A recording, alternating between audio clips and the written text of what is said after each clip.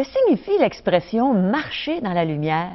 On va s'entretenir à ce sujet aujourd'hui à l'émission La Parole vivante.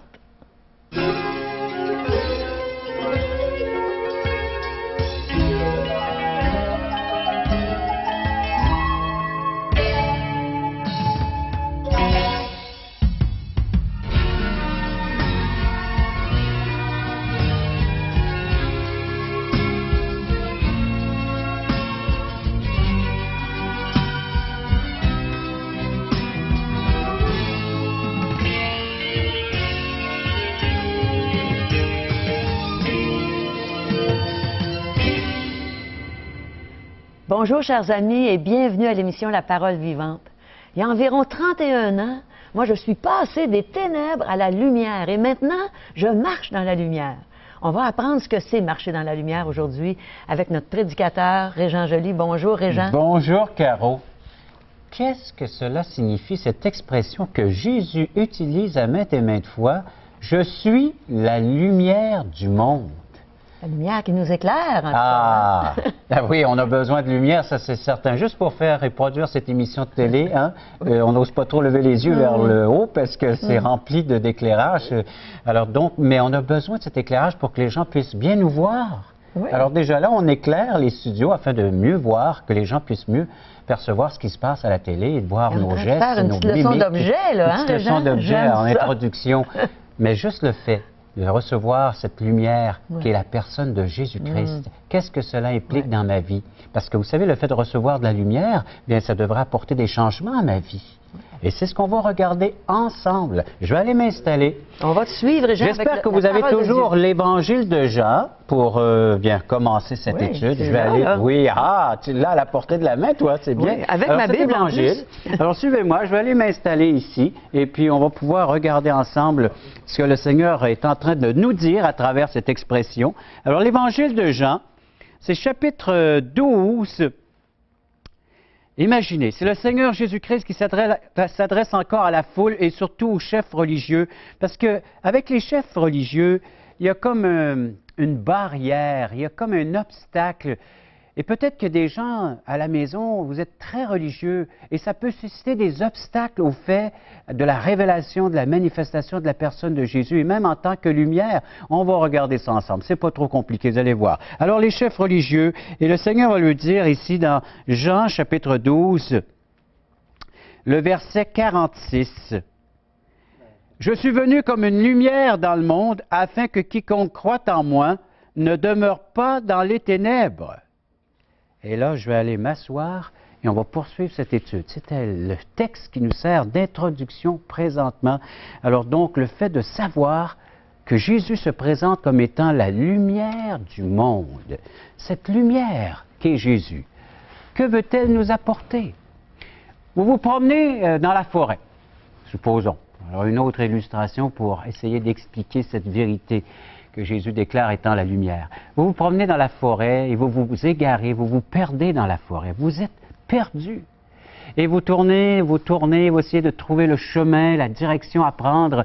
Vous n'avez pas de boussole, mais voilà que vous voyez à un moment donné de la lumière, une lueur qui est là. Soit vous vous laissez diriger par cette lumière, ou bien vous refusez. Et c'est la même chose. Jésus a dit que ce monde vit dans les ténèbres, mais moi je suis cette lueur, je suis cette lumière, et celui qui me suit ne marchera plus dans les ténèbres, mais il aura la lumière de la vie. Il pourra en bénéficier pleinement. Pour cela, il faut réaliser que je suis un être qui vit dans les ténèbres. L'apôtre Jean nous rapporte ça autrement dans Jean chapitre 3, et le verset, vous allez voir Jean chapitre 3, juste après que le Seigneur déclare que celui qui croit en lui a la vie éternelle, et dans Jean, le chapitre 3, je vous fais la lecture. Si vous avez l'Évangile de Jean, vous pouvez feuilleter. Sinon, prenez-le en note. Donc, le Seigneur Jésus-Christ a dit, « Ce jugement, c'est que la lumière étant venue, à partir du verset 19, le jugement, c'est que la lumière étant venue dans le monde, les hommes ont préféré les ténèbres à la lumière parce que leurs œuvres étaient mauvaises. Quiconque fait le mal est la lumière et ne vient point à la lumière de peur que ses œuvres ne soient dévoilées. Mais celui qui agit selon la vérité, vérité, vient la lumière afin que ses œuvres soient manifestées parce qu'elles sont faites en Dieu. Le Seigneur Jésus-Christ est en train de nous expliquer justement le fait que nous puissions vivre et profiter de l'être qu'il est. Avez-vous remarqué que la première action de cette lumière, c'est de nous démontrer qu'il y a des choses dans notre vie qui ne fonctionnent pas selon le plan de Dieu, que la Bible appelle péché, offense. Nous, on peut peut-être diminuer un peu, dire c'est une erreur, une faute, mais c'est une offense à l'égard de Dieu, parce que nous avons été créés à son image afin de pouvoir le représenter sur la surface de la terre, mais ça ne fonctionne pas bien. Il y a des choses dans notre vie qui doivent être changées. Et la lumière est venue m'éclairer, elle est venue me montrer que des aspects dans ma vie, le péché, doit être enlevé, doit être ôté. Les gens préfèrent les ténèbres à cause de leurs œuvres qui sont mauvaises, mais celui qui s'expose à la lumière. Alors donc, premièrement, je dois désirer, je dois demander, je dis, Seigneur, accomplis ton œuvre de lumière dans ma vie. Montre-moi ce qui ne va pas. Il faut désirer ardemment, le vouloir changer, que le Seigneur vienne ôter, enlever ces aspects qui nuisent à ma vie, à ma relation avec Dieu. Dieu voudrait que nous puissions entrer en relation avec lui d'une façon formidable, très personnelle. Donc, mais voilà, il y a des obstacles. Et la lumière va me montrer ces obstacles qu'il y a dans ma vie. Et ça, pour cela, il faut se mettre d'un commun accord et dire, oui Seigneur, éclaire-moi ces aspects dans ma vie. Et je veux les délaisser, je veux les abandonner afin que cela ne nuise plus à cette relation que tu voudrais bien établir avec moi. Lisons ensemble l'Épître aux Hébreux. Alors, on va regarder ensemble ce que l'Épître aux Hébreux a à nous dire, chapitre 10. Chapitre 10, verset, justement, le premier verset nous dit, « En effet, la loi qui possède une ombre des biens à venir et non l'exacte représentation des choses ne peut jamais, par les mêmes sacrifices qu'on offre perpétuellement chaque année, amener les assistants à la perfection. » Cette lumière est en train de me démontrer, de me révéler. Cet enseignement du Seigneur Jésus-Christ est en train de m'instruire. Alors oui, qu'il y a le péché dans ma vie, mais il y a aussi ces attachements auxquels je me suis lié, peut-être de tradition, peut-être de me suis attaché, comme ici les Juifs s'étaient attachés à la tradition, à la religion, au système religieux de leur temps. Ils s'étaient fixés, il va sans dire, comme lien le fait que Moïse est venu sur la terre, qu'il nous a apporté les 10 commandements, les sacrifices de l'Ancienne Alliance, alors tout ce qu'on pouvait pratiquer, exercer jusqu'à ce que le Seigneur Jésus-Christ vienne, et ces choses-là étaient l'ombre des choses à venir. Et aujourd'hui, je peux, à la lumière des Saintes Écritures, vous dire qu'il y a peut-être de ces liens, peut-être de ces attachements à un système religieux qu'autre que cette lumière que le Seigneur voudrait bien vous accorder, vous donner en sa personne, qui nuisent dans cette relation intime et personnelle que Dieu voudrait bien établir avec vous. Êtes-vous prêt à abandonner ces choses? C'était le problème chez les Juifs, aussi bien lorsque Jésus a dû leur dire « Je suis la lumière », et ici bien dans l'Épître aux Hébreux, c'était l'ombre des choses à venir. L'ombre, vous ne voudriez pas attacher des choses, une valeur à l'ombre, à moins que vous soyez peintre et faire ressortir l'aspect de la chose que vous êtes en train de peindre. Souvent, les ombrages vont faire ressortir. C'est la même chose. Le Seigneur dit que cette ancienne alliance, ces pratiques qu'il y avait autrefois, c'était juste l'ombre des choses à venir. C'était comme un panneau indicateur pour m'indiquer le chemin qu'un jour je devrais emprunter.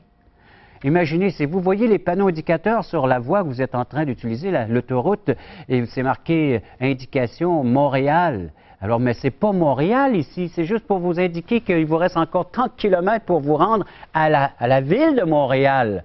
Et c'est la même chose. Ces choses-là, c'était des panneaux indicateurs pour un jour nous indiquer la voie, le chemin emprunté. La loi, les 10 commandements, Moïse, les sacrifices, l'Ancienne Alliance, ce système était là établi pour temporairement le temps de nous indiquer le chemin emprunté, la voie. Vous êtes dans la forêt, vous avez besoin de cette lueur, et c'est Jésus-Christ qui dit « Je suis la réalité des choses ». Et c'est la suite de cette idée que le Seigneur va poursuivre encore, toujours dans Hébreux, chapitre 10, où le Seigneur va rappeler encore une fois.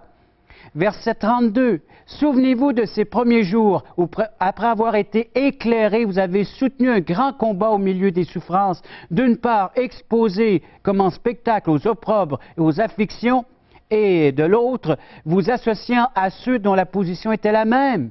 En effet, vous avez eu de la compassion pour les prisonniers, vous avez accepté avec joie l'enlèvement de vos biens, sachant que vous avez des biens meilleurs et qui durent toujours. » Imaginez, le Seigneur est en train de nous dire, détachez-vous de ces choses-là qui sont sans valeur à mes yeux. Peut-être que vous y notez une certaine valeur, un certain attachement. C'est pas facile de se détacher de ce qu'on a pu apprendre depuis qu'on est tout petit, qu'on a grandi, puis bien voilà, maintenant, c'est à ça que je me lie, c'est à ça que je m'identifie. Le Seigneur dit, arrêtez de vous identifier avec ces systèmes-là, ce qui a pu être établi depuis de génération en génération, avec la tradition. Attachez-vous à la personne de Jésus-Christ.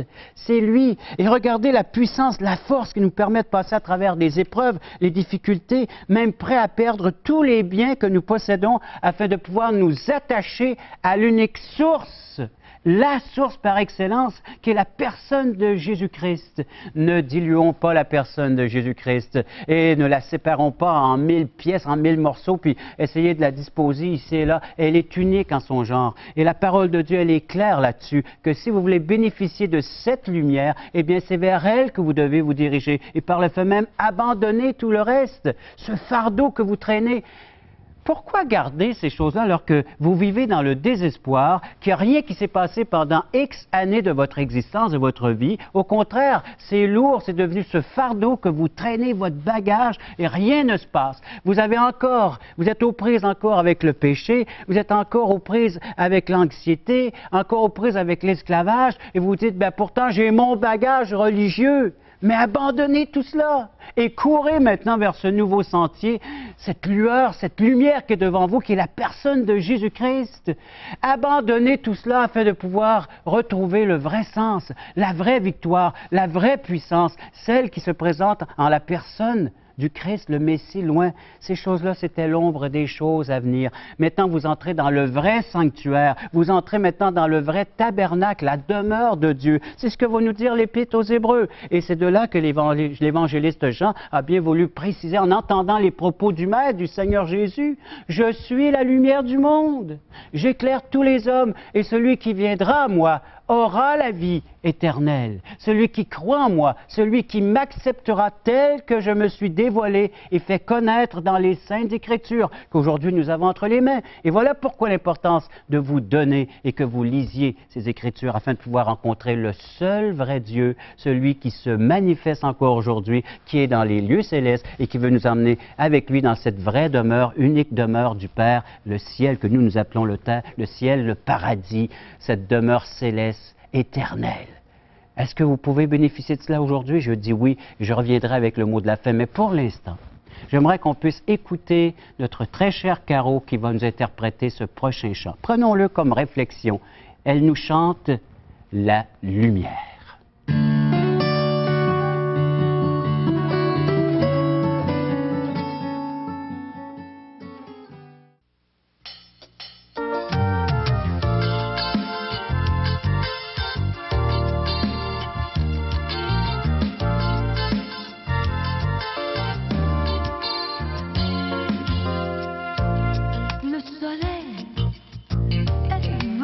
S'installer dans mon cœur et je sens que c'est pour y rester. Les rayons du soleil proviennent de Jésus qui m'entoure d'amour, qui m'entoure. Il est toute ma vie, mon rédempteur, mon ami.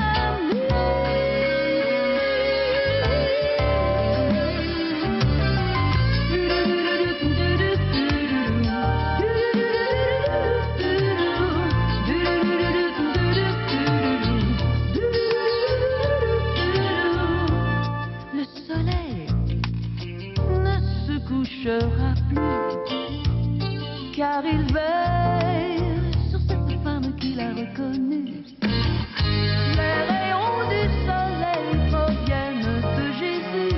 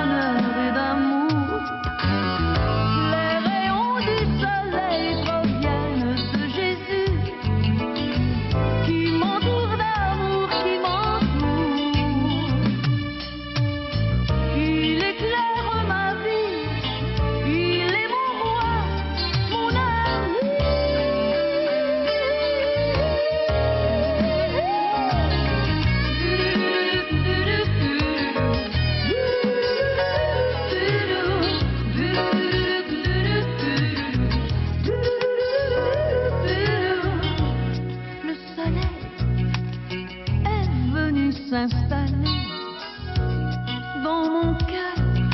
Et je sens que c'est pour y rester. Oui, je sais que c'est pour y rester. Oui, je sais que c'est pour y rester. Oh, je sens que c'est pour y rester. Oui, je sais que c'est pour y rester. Oui.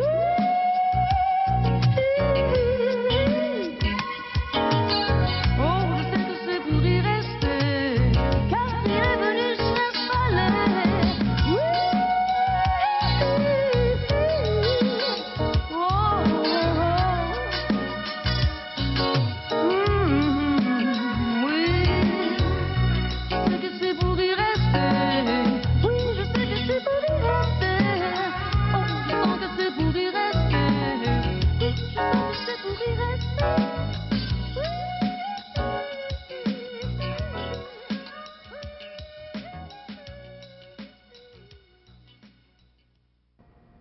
Merci, Caro, de nous avoir chanté le soleil. On peut s'imaginer une période sans soleil. On l'a vécu l'été dernier, rappelez-vous, hein?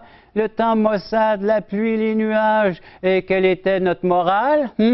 Comment vivions-nous tout cela? C'était pas beau à voir et à entendre parfois, hein, dans notre propre cœur. Et c'est la même chose. Imaginez être privé. Vous vous contentez de vivre dans l'ombrage des choses à venir, dans l'ombrage des choses religieuses, alors que Jésus-Christ est la lumière, le soleil qui est venu nous éclairer. Je vous lis un dernier texte comme conclusion, et c'est dans 2 Timothée, chapitre 3, et verset 16. Toute écriture. Alors, toute écriture est inspirée de Dieu, utile pour enseigner. J'ai besoin d'être enseigné parce que vous savez, nous sommes ignorants des choses d'en haut, ignorants de la demeure céleste, ignorants de ce Dieu créateur. Alors oui, j'ai besoin d'être instruit et la parole de Dieu va m'instruire sur ces choses-là parce que notre Père céleste, notre grand Dieu, ne veut pas que nous demeurions dans un état d'ignorance. Ensuite, il est venu pour convaincre, et j'ai besoin là aussi d'être convaincu de l'état de mon cœur qui a besoin d'être éclairé. Le Seigneur va nous dire par son serviteur, l'apôtre Paul, qu'il est venu faire briller cette lumière du sein des ténèbres et il va préciser l'endroit, le cœur de l'être humain.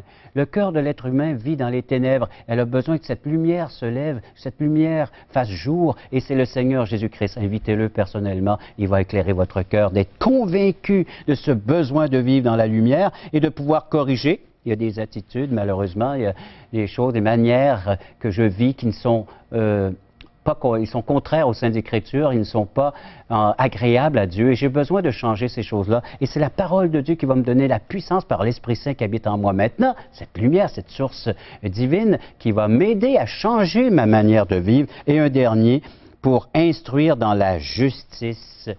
La justice, on la recherche tous. Jésus-Christ est venu manifester cette justice en mourant, lui, sur la croix pour nos péchés, de faire régner la justice de Dieu. Un seul moyen de nous l'approprier, de vivre, et cette instruction, nous la retrouvons dans les Saintes Écritures. Vous voulez la justice? Devenir un homme et une femme selon Dieu, selon les principes de Dieu? Lisez les Saintes Écritures. Toute Écriture est inspirée venant de Dieu, utile pour l'être humain dont nous sommes, afin de pouvoir bénéficier pleinement de cette lumière qui est descendue du ciel, la seule unique. Alors ne nous contentons pas justement de la lune qui peut briller la nuit, mais allons directement au soleil et Jésus-Christ, elle est cette lumière. Et puis maintenant, à nous, enfants de Dieu, appelés des enfants de lumière, il dit, moi je m'en vais auprès de mon Père, mais vous accomplirez la fonction de lumière pour ce monde qui en a grandement. Frères et sœurs en Jésus-Christ, est-ce que ta lumière brille?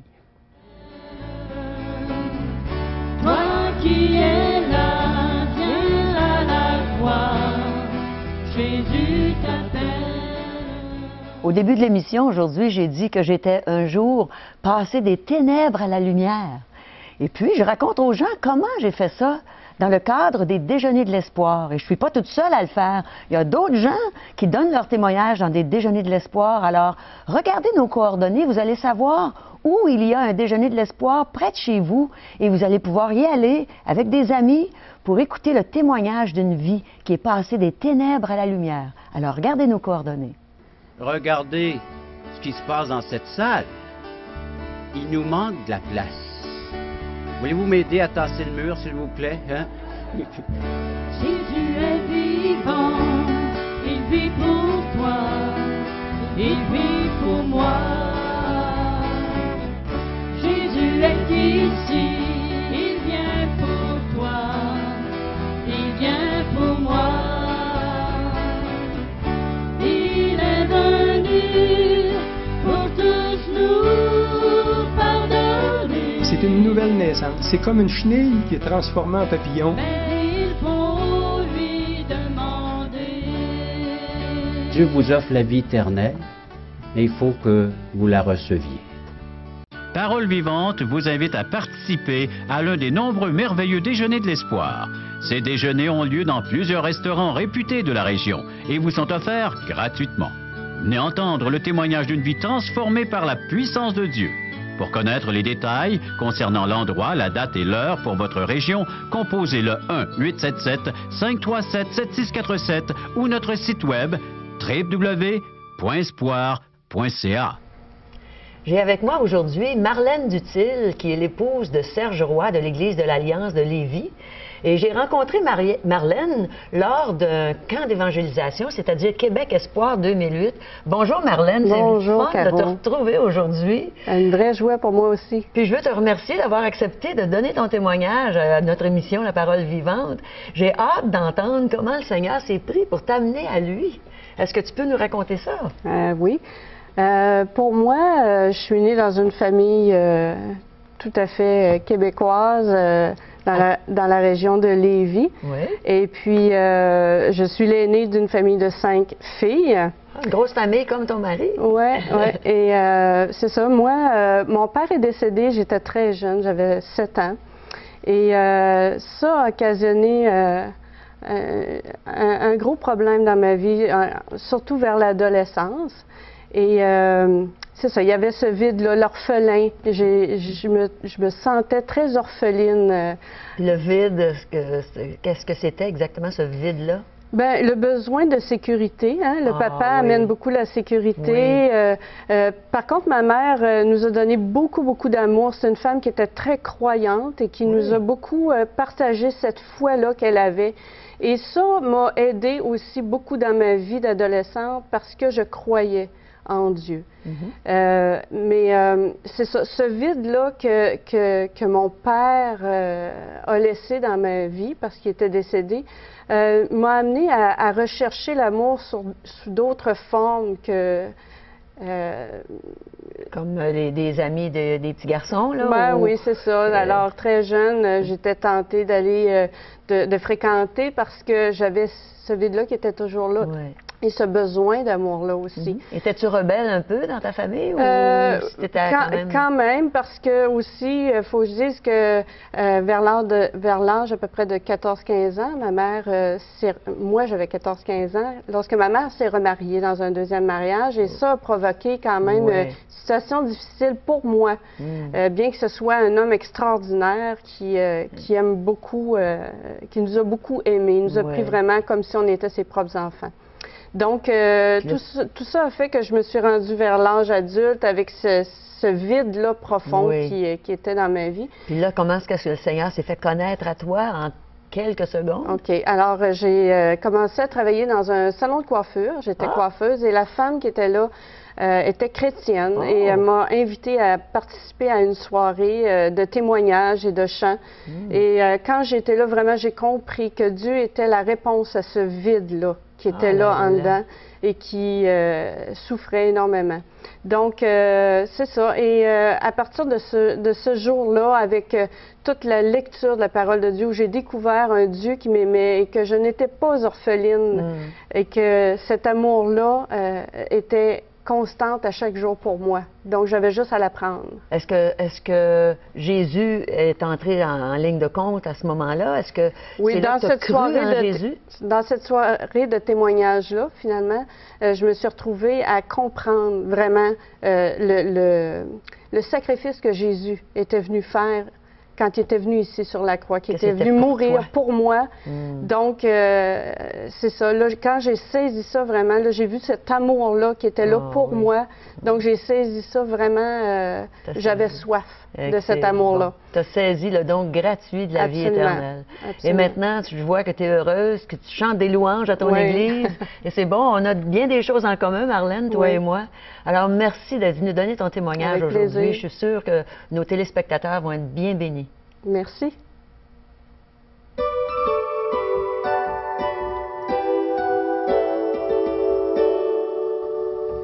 S'il y en a parmi vous aujourd'hui, au début de l'émission, qui vous vous sentiez un peu désespéré dans quelques situations, on espère que la parole de Dieu a mis la lumière sur votre situation, qu'elle vous a fait du bien aujourd'hui, n'est-ce pas? Et Jean? c'est ce que le Seigneur veut faire avec chacune Oui. des personnes qui s'y prêteraient volontairement, dire oui Oui. Seigneur, éclaire-moi, montre-moi Oui. tes directives. Et puis, réalisons ensemble, parce que Oui. c'est avec sa puissance qu'on peut le faire. Pour la connaître, cette volonté, bien, il faut se renseigner, il faut s'instruire. Nous vous offrons quelques outils pour vous aider. L'Évangile de Jean, tout à fait Oui. gratuitement, un livre du Nouveau Testament. Aujourd'hui, l'espoir, c'est Jésus seul. Quelques minutes seulement de lecture pour découvrir que sans Jésus, là, on est mal pris. On a Oui. besoin de son aide. Sa lumière. Oui, en contact avec Charles Stanley, une réflexion quotidienne à tous les jours, un beau texte biblique que nous allons réfléchir et surtout, afin de pouvoir manifester comment est-ce que je peux l'expérimenter dans ma vie. Oui. Question fondamentale, alors les grandes questions existentielles de J. Blanchard, la réponse avec les textes bibliques et un Nouveau Testament. Alors, tous les livres du Nouveau Testament, édition 2008. Des beaux cadeaux gratuits, n'est-ce pas, Régent? Alors, pour les obtenir, appelez-nous à 1-877-l'Espoir, 1-877-537-7647 ou visitez notre site web espoir.ca. Alors, ça a été une joie pour nous d'être avec vous aujourd'hui dans la lumière du Seigneur. Au revoir.